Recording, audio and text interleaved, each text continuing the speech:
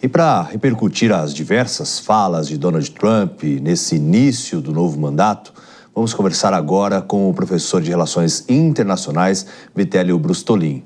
Professor, o republicano confirmou então a saída do Acordo de Paris e hoje também afirmou que os Estados Unidos sairão da Organização Mundial da Saúde. O que isso representa? É um certo rancor lá da época da pandemia, por exemplo, a saída da OMS, uso de máscara, vacinas e outras medidas estabelecidas pela organização?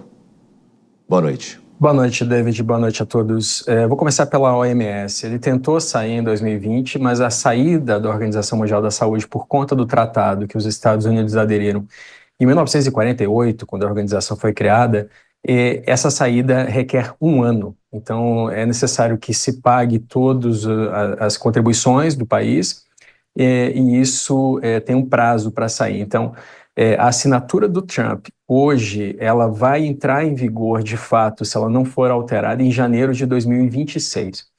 A crítica dele à OMS é justamente essa, que ela favorece a China. Durante a pandemia, ele disse que a OMS escondeu dados de que a pandemia teria surgido em Wuhan, na China, e também a crítica de que os Estados Unidos pagam por ano 550 milhões de dólares para a OMS e a China apenas 39 milhões, sendo que a China tem uma população muito maior que a dos Estados Unidos. Então, esse foi o primeiro ponto.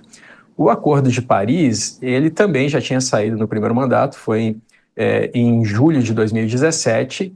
De fato, ele conseguiu sair, é o acordo, aquele firmado que o planeta não pode aquecer 1,5 grau até 2099, na verdade até 2 graus, mas preferencialmente 1,5 grau. Mas para que essa meta seja atingida é necessário uma redução de 50% dos gases de efeito estufa até 2030. Então, como os Estados Unidos saem do acordo nesse momento, provavelmente não serão atingidas essas metas, já que os Estados Unidos é um dos países mais industrializados do mundo. E aí, só para finalizar, David, a decisão da OMS, o Biden conseguiu reverter em 2021 quando assumiu, mas a decisão do Acordo de Paris, realmente os Estados Unidos saíram naquela ocasião e saíram novamente agora, David. Pois é, em relação a todos esses aspectos, né, eu lembro do discurso do Donald Trump assim que foi a cerimônia de posse, ele falando que os americanos iriam dirigir o que eles quisessem, não necessariamente os veículos elétricos, híbridos.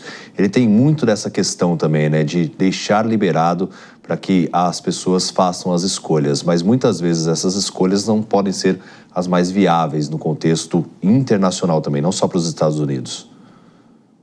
É verdade. Muitas pessoas questionam como que isso pode afetar a Tesla, que está instalada nos Estados Unidos. Mas a Tesla, ela concorre bem com as fábricas automotivas antigas. Então, dentro do mercado norte-americano, ela vai sair bem, inclusive porque o Trump está proibindo a importação de baterias e tecnologias para carros elétricos para os Estados Unidos.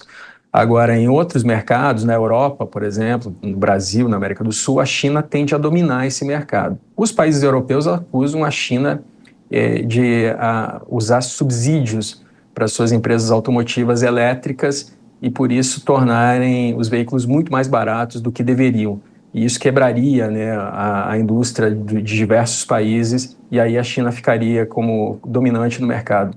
Agora, para dentro dos Estados Unidos existe uma tendência de exploração do petróleo. O Trump diz que quer uma nova era de ouro nos Estados Unidos e quer financiar isso com o petróleo. E aí, só para finalizar, a saída do Acordo de Paris deixa os Estados Unidos imediatamente mais competitivos, David, porque no mundo inteiro os países estão investindo numa mudança de matriz energética, o que é caro, e os Estados Unidos, se não investirem nessa mudança de matriz, se beneficiam do que já está instalado, né? Especialmente dos combustíveis fósseis, uma área em que os Estados Unidos já são uma potência mundial, David.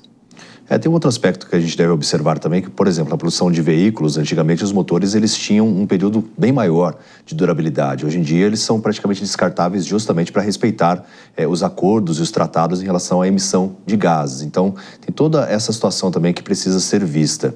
Mas eu vou trazer o nosso analista, o Nelson Kobayashi, para a nossa conversa, para que também possa fazer pergunta. Professor, muito boa noite, é um prazer te receber aqui no Jornal Jovem Pan. Minha pergunta vai justamente nessa linha da saída dos Estados Unidos do Tratado de Paris e uma tendência do governo Trump de não ser apegado às políticas de transição energética, de preservação e prevenção, aliás, contra as mudanças climáticas. Você acredita que em algum momento isso pode prejudicar as relações comerciais dos Estados Unidos mundo afora? Boa noite, Kobayashi. Olha, o que acontece é que os Estados Unidos olham para dentro de si nesse momento, né? Se a gente usar como exemplo a Organização Mundial da Saúde, os Estados Unidos têm um sistema de saúde que é considerado muito caro para as pessoas, mas que é o mais avançado do mundo em termos de pesquisa científica, de geração de novos medicamentos, qualidade de vida. É inegável o avanço que a gente teve na saúde, as pessoas vivem mais, a mortalidade infantil reduziu. Agora, fazendo uma analogia com a área ambiental, os Estados Unidos, ao deixarem de lado tecnologias que outros países buscam agora com emissões neutras, eles podem perder mercado, inclusive porque a China explora esse mercado dos carros elétricos porque considerou que não era competitivo o suficiente para entrar no mercado já consolidado de motores a combustão. E a tendência internacional é por tecnologias elétricas. Então, os Estados Unidos podem sim perder terreno nessa área. Mas, de novo, para dentro do mercado, que é para onde eles estão olhando agora, apenas para o mercado americano, ainda tem a Tesla, que é uma potência em carros elétricos, e ainda tem as montadoras tradicionais dos Estados Unidos. Então, o esforço nesse momento é justamente de financiar essas empresas, essa empresa, e sobretudo a Tesla, e, além de tudo, diminuir os impostos para os cidadãos americanos, ao mesmo tempo que se impõe tarifas para os países estrangeiros. Então, o Trump quer retirar a carga dos eleitores, dos votantes, e colocar a carga tributária, as tarifas, em cima dos países estrangeiros, o que por si só é um golpe contra a globalização. Kobayashi. Bom, agradeço demais a sua presença aqui no Jornal Jovem Pan. Nós conversamos com o professor de Relações Internacionais, Vitélio Brustolin. Obrigado pelo convite. Boa noite a todos. Boa noite.